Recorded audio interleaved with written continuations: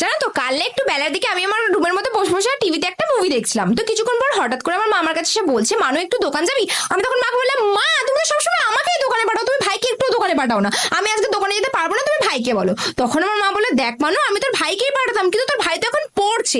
আমি তখন বললাম, কি? ও পড়ছে? মা, ও তোমাকে বলেছে ও পড়ছে, তুমি বিশ্বাস করিয়ে?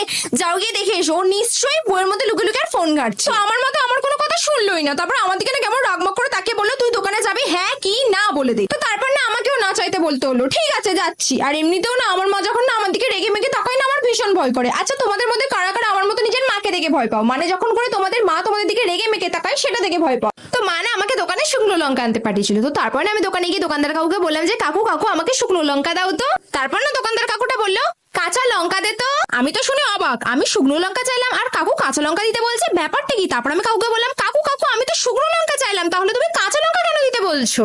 তারপর না